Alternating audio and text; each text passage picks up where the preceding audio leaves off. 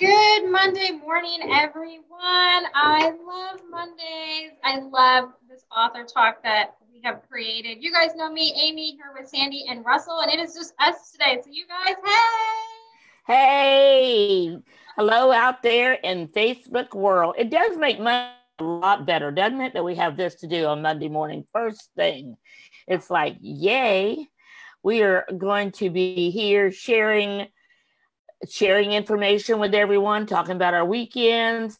Today, it's just the three of us, and we haven't done this for a while, so we wanted to just get caught up on all the things going on in the publishing world that we've seen in our PR world as we're launching new things every day, every week for sure. And now, right now, we're kind of working out some of the challenges of a startup of a membership. So making sure everything's working perfectly and all this. So it's been an experience, a lifetime experience. I'm so excited about it. So what happened this weekend? What's up for the weekend of August 10th, 11th, and 12th? So Russell, what'd you do this weekend? I wrote most of this weekend. Oh, yay. I'm so proud of you. Yay. And I ran at 5 a.m. training for the half marathon with Houston Fit, which kind of takes all the energy the rest of the weekend out of you. I bet it does because it's hot out there. Even at 5 a.m. it is hot out there. So it's a little like, sometimes on Saturday, it's a little like I have the flu. Because I'm so tired. Really? Yeah. Yeah, I bet.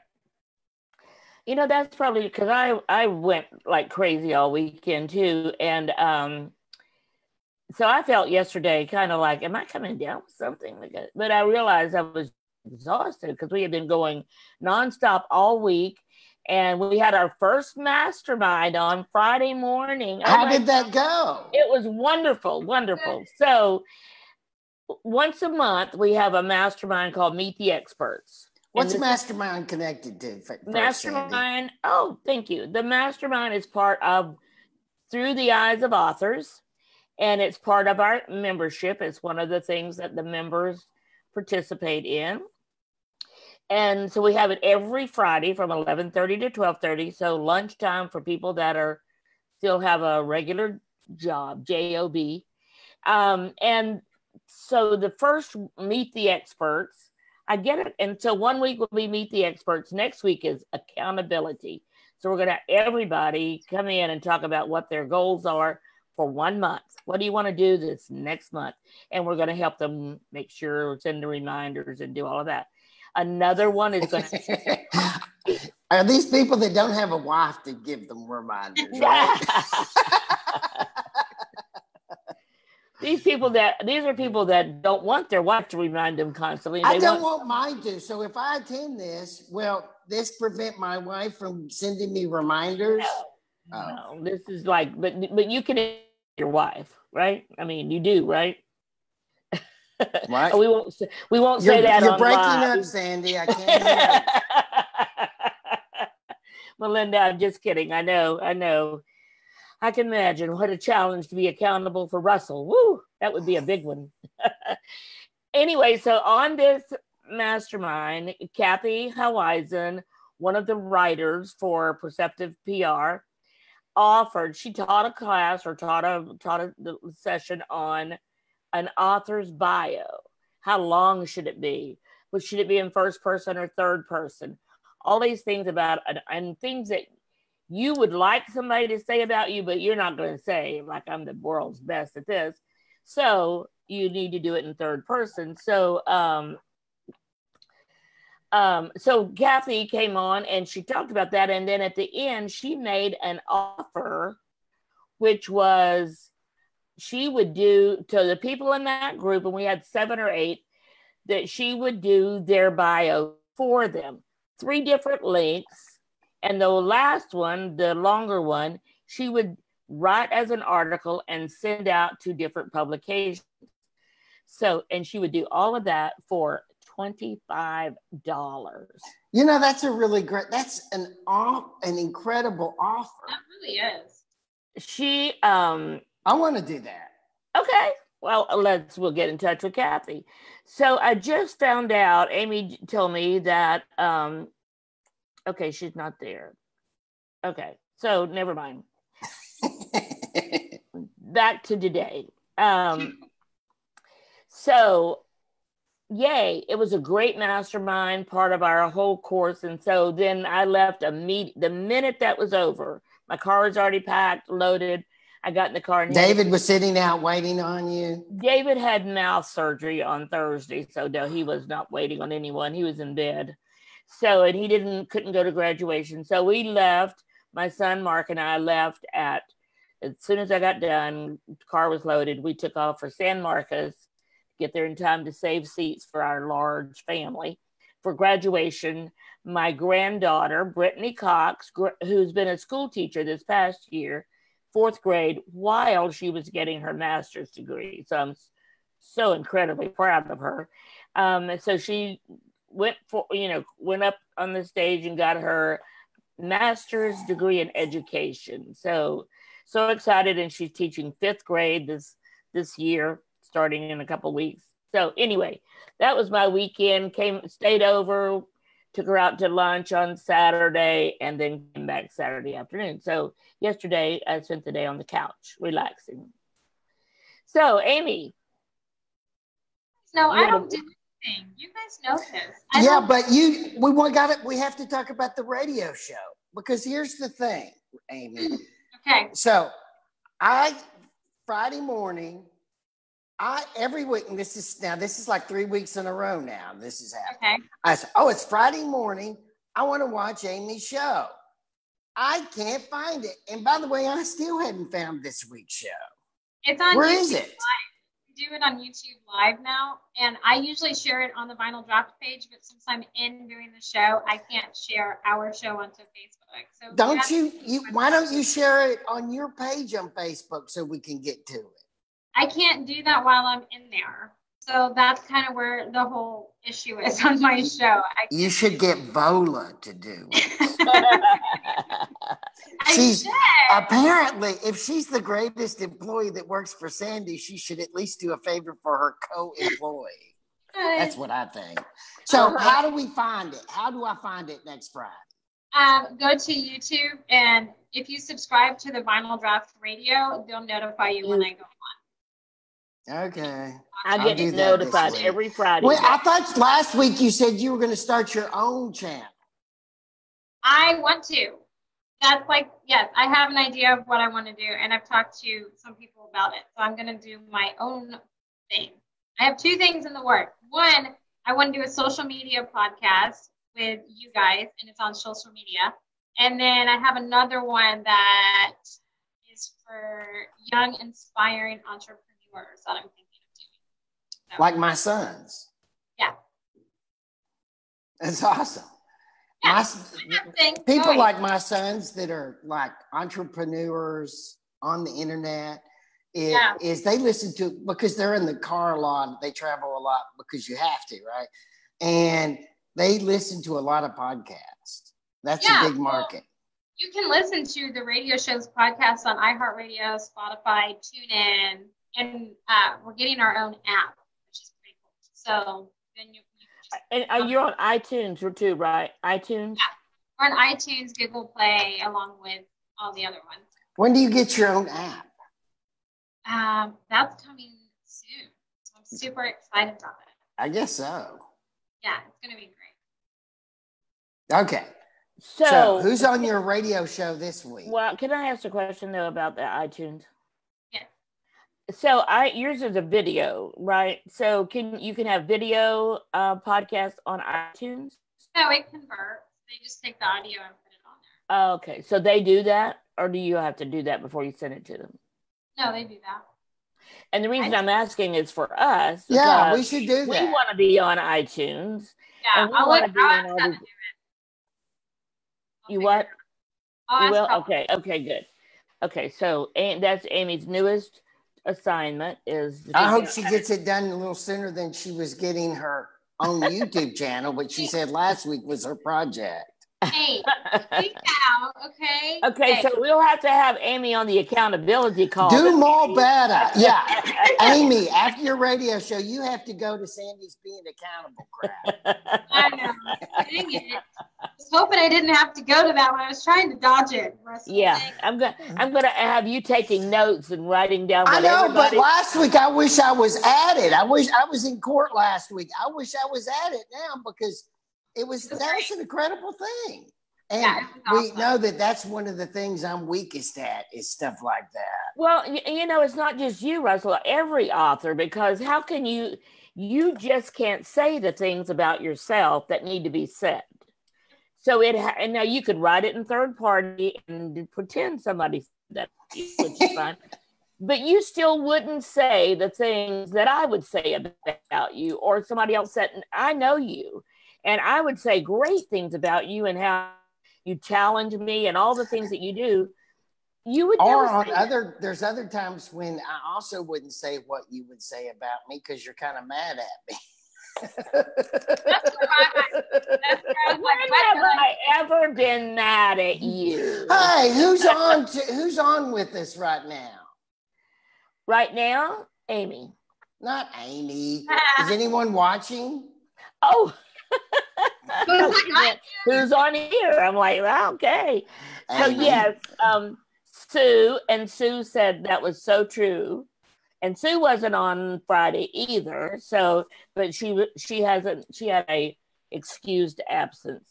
So Sue's like, so we have a great. We're talking while he's in. Can I tell her now? Yes. Okay, and tell her whose idea it was too. Russell had the idea, Sue, that while he's in India, what are the dates for your trip to India? I leave the day after Thanksgiving. And Sue, and you'll be back in December. Are you staying through Christmas or not? Russell? Or will you No, I won't be there Christmas. I'll be back. So for a few weeks, Sue, we want you to be our co-host. Okay, now this is the way I want it. I want Sue's video. So, that stove that she sits next to when it's cold and snowing in Ohio? I want the video to have her sitting next to the stove, in the background. It's called the wood burner. Yeah, that's even cooler. I know. I think it is too. But by the way, they don't call it a burning stove causes pollution. She should So Sue, give us a hint in there if that sounds like a great idea to you. We thought it's the holidays, promote your books, and you're always great on here anyway. So she's funny.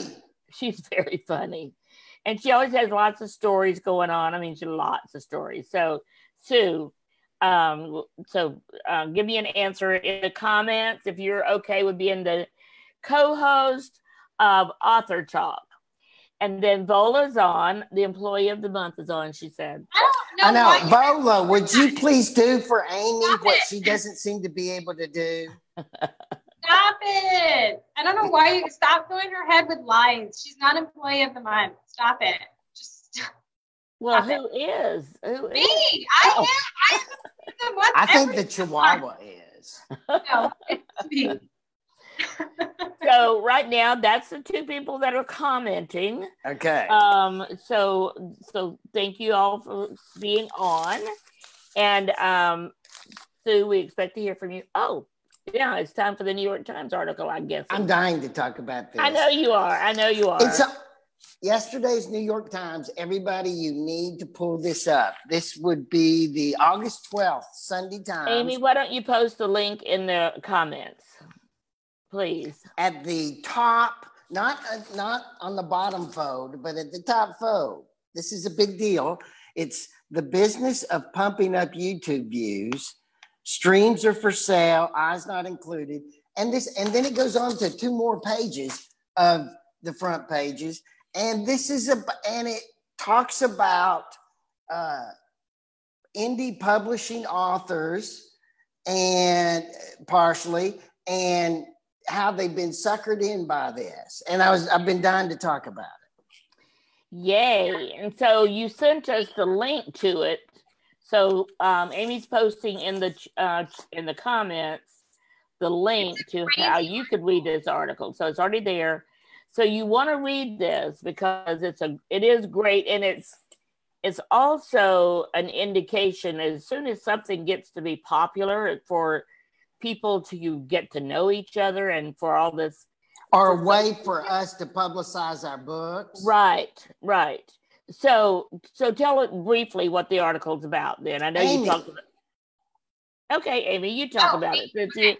So the article is about this guy whose name is Martin Vasovi. I can't say his last name, you guys. I just can't. Anyway, he has a company right now that pretty much will get you fake YouTube views, and he's on record or on track for this year to make $200,000 doing that.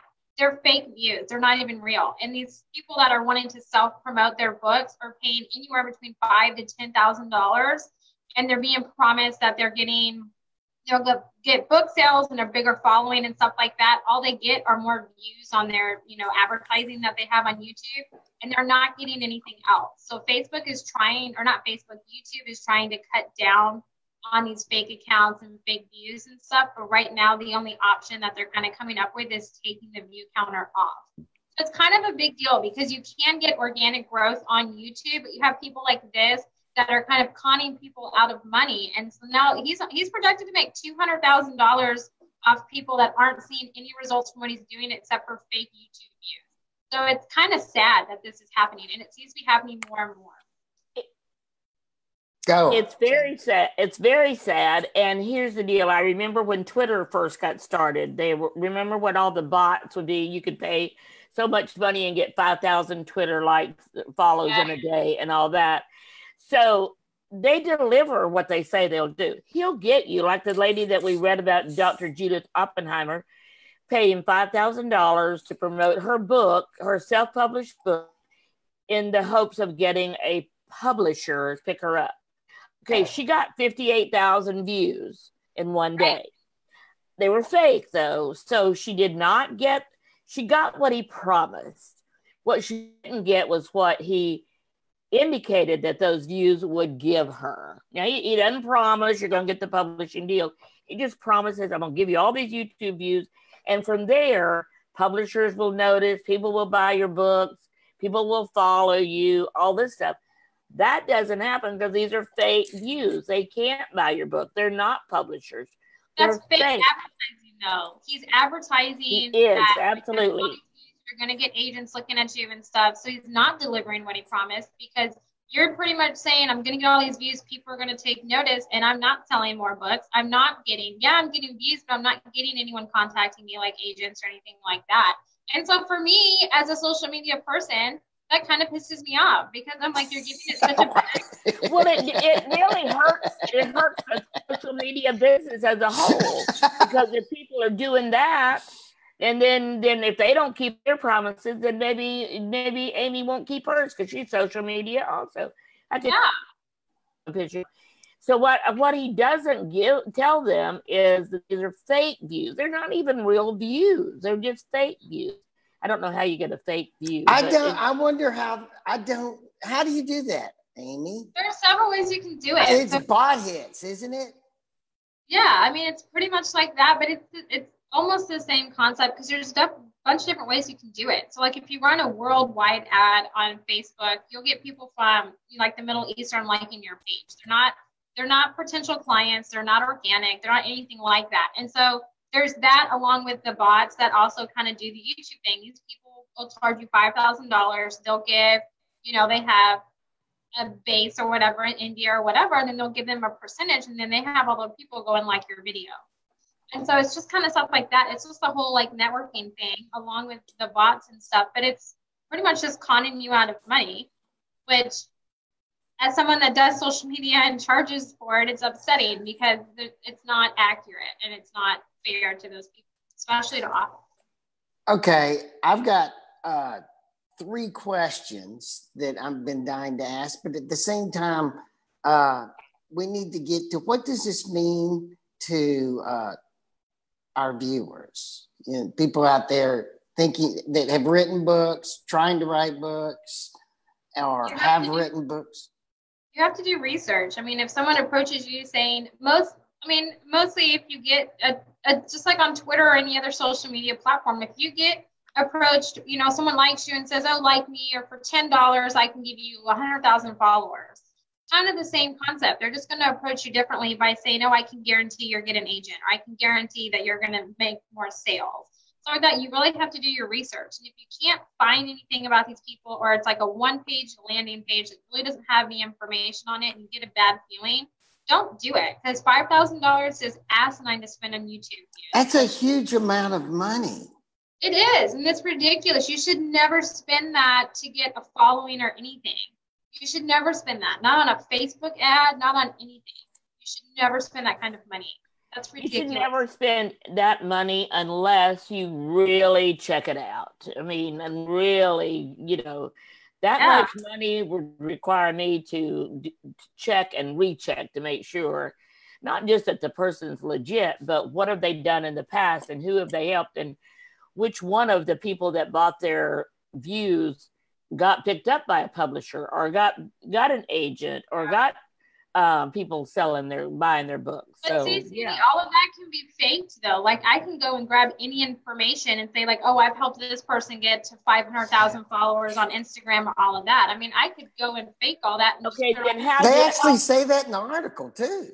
Yeah, I mean, you can just go and fake that. So even if you do a bunch of research, it's just, a rule of thumb is if you're going to spend $5,000, I want to talk to the person. I want to either meet with them. I want to have like a full conversation. If they can't sell me on a phone call or a Zoom call or whatever, and they can't give me information, don't do it. I mean, $5,000, I'm just like, oh my God, that's so insane. And people are just giving it. I mean, $200,000 in a year of just taking people's money.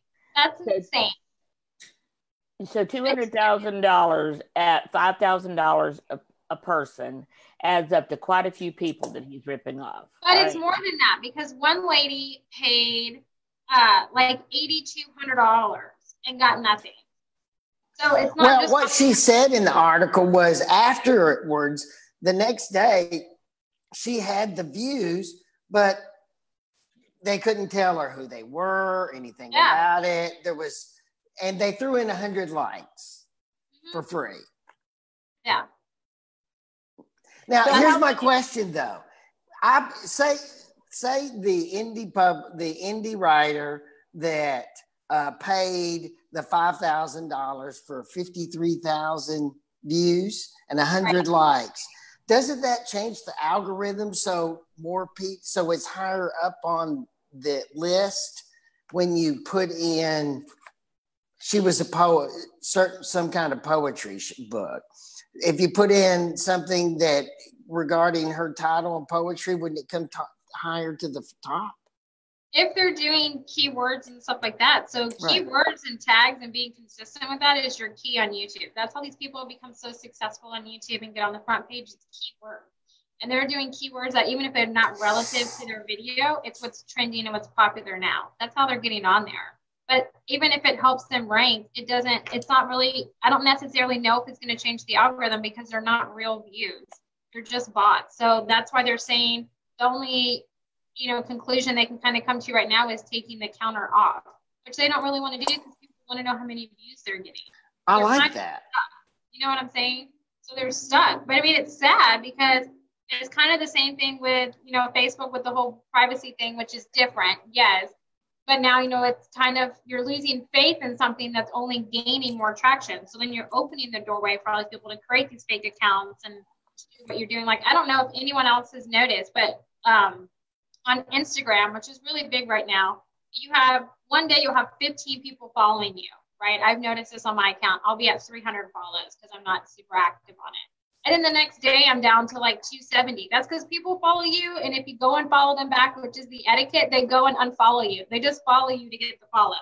And they unfollow you. Like, it's just becoming like a doggy to me. So I'm getting lots of follows these days. I have too. Last night I had a ton of follows. And because we're following Amy's rules. So here's my question about Instagram. So are we supposed to follow them back, or is that just a silly thing like early Twitter stuff? No, so here's the thing. The rule of thumb that I do is if it looks like a legit account, It's not one that only has 5 posts and they have 10,000 followers. That's a BS account. Okay, so don't follow that.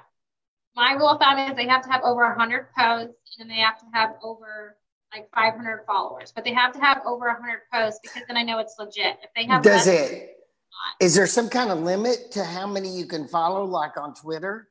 No, there's no limit. I mean, you can follow as many as you want. But I guarantee you, if you go and check your number today, and let's just say it's at 630, and you go and follow all these people, and so it goes up, and then tomorrow you're going to see that it went down because people are doing the follow, unfollow kind of thing. They're just wanting your follow to gain. So should we not worry about that? No, I mean, there's some people, right, for social media, they're really big on numbers. So if their numbers are up one day and then they drop drastically the next day, they're like, well, what the hell happened? Well, nothing happened. You just have these people going and that's what they're doing. So you haven't done anything wrong. So don't feel like you have. You haven't. It's just the way that things are working. When you have a really big platform like Instagram is right now, you're going to have that. If you've noticed, the 2 platforms that are having issues are Instagram and YouTube. Those are the big platforms. YouTube's having big viewers and Instagram's having the follow, unfollow kind of people. So it comes, being popular is great, but it comes with its cons. You just have to kind of roll with it. So what if I get and I get a little that says this Facebook friend is on Twitter as this person, in case you want to follow them. So now I go check them out and I can see it's somebody I do know. Then right. What if I follow them then? Is that the same thing? You're on Instagram. Huh? On Twitter doesn't matter. On Twitter or Instagram? Twitter doesn't matter. Twitter you can follow anyone. On Instagram, I get these messages, notifications. This person, your Facebook friend, is on Instagram. Right. And I mean, if you know them, personally or whatever, that's one thing. But if you have like this random account, like I have a lot of business motivation people following me, right? Well, their business motivation account. Well, so my rule of thumb is if it's another business or whatever, they have to have over 100 posts so I know it's legit and not a fake account just wanting follows. And if they only have 100 likes, but then they have like 30,000 followers, I don't follow them because I know it's not legit. That was probably the best advice you've given all day. And because it's complicated stuff. It is very good just to know when to follow, when it's a fake account. So we talked a lot about the fake views on YouTube and now this on Instagram, and we all know about the Twitter stuff. So Amy, what would be like your just final conclusion about avoiding fake stuff? Just check it out. I mean, you have to do research, but if it feels too good to be true, then it is. Like that's a good point right there. There's not a gray area. It's black or white with social media. If it feels too good to be true, it's too good of a deal, or they're $5,000 and I'm going to guarantee you this, and you can't find any research about it, you can't find credibility, and you just have a bad feeling, don't do it. Usually your feelings are pretty right, so don't do it. That's the greatest thing that I can tell you. There's several times I'm like, oh, this seems really good. And I go and look it up and I'm like, oh, this is exciting. Then I'm like, wait, this makes no sense. Like, how can you be on Forbes magazine and I've never seen you in there, right? So it's a lot of it's research if you want to do it. But if you just get a bad feeling right off the bat, I wouldn't do it. There's too many of them out there. And for me, if they want money to do it, like if they want money to have me, if I'm to pay them to be on a show or pay them to be, I always check it out. Just check it out. Be careful. You have to be, I mean, it's just Larry. It's a crazy world and people will take advantage of you. So be very careful. So Russell, any last questions or comments or anything? I do have a last question. Number one, I want to thank Judith Browse for being on last week. She did it was a great interview, and her discussion about blogs really confronted me because I've been so concentrating on my novel that I haven't been keeping up on my blogs. It's hard to do it all. Right, and I've gotten back on the wagon. So thank you, Judith, for your advice last week. I have what I consider a very good blog, a story coming out today. Yay. And I have a question. We were talking about Sue. She has a book coming out when in September. I wanted to know what you guys are doing right now for the launch in 2 weeks. So the launch is like 3 weeks. 3 weeks. September 9th, Grandparents' Day. Sue's third book. This one is Midlife Mayhem. So remember, Sue writes about this, or if you didn't remember, if you didn't know, Sue writes about this menopausal woman, very snarky, who started seeing dead people through one of her hot flashes, and now they've recruited her to solve mysteries, solve crimes around the city or township of Bath, Ohio. So first book was Hot Flashes, Cold Cases, and now last time was Midlife Chaos, and now we have Midlife Mayhem. And very funny stories, but also really seriously solving crime. So it's called a cozy mystery. And this one is very unique. Some new people. She always has new characters. We actually had Sue's cover reveal party last Thursday, and we talked at length. Amy and I talked at length to Sue about her writing, how she comes up with her characters, what her future are, why she writes. It was a great, and we're going to be posting that. I've already got it saved and all that. I'm going to be sending you the link, Amy, to put on her website, and we'll be sharing that. So the third book will be launched on Grandparents' Day weekend. So Grandparents' Day is the 9th, 8th, and 9th of September. We'll be having a party, Facebook Live party, Friday night to kick it off, and then starts all of our activity, which includes blog posts, sharing on all of our groups. It will include a free download, of course, on Saturday and Sunday. And I think the free download is going to be one of her previous books. And then we're going to be promoting this book at the same time. So we're working on the final plans. It will be available for pre-order like today or tomorrow. I know you're a big believer in pre-order after Robert's book, aren't you? I am a big believer in pre-orders because when you do the pre-orders, anybody that orders the book between now and the September 9th, when it actually goes live, will all be dumped in that weekend. So you don't get credit for them now. The pre-orders, you get credit for them when they actually ship, which is when they're published. And so the more pre-orders, that's pretty important. That means that you move up the rating system better. It does. And Amazon, like all the other social media sites or search engines, which is really what Amazon is now, is a search engine, they've made some changes. And so keeping up with what those changes are is one of the things we'll be looking at. And then the minute it's published and we have the book launch, it will be on Ingram Spark, so we can have the bookstores start ordering it. So we're excited. There's a lot of work to do. We've also submitting it to all three, the trilogy, to Texas authors for their awards for next 2019. We got lots of stuff going on.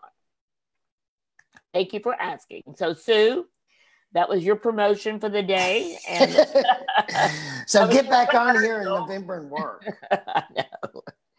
So Amy, after all of this, what would be your final word for the day? Oh man.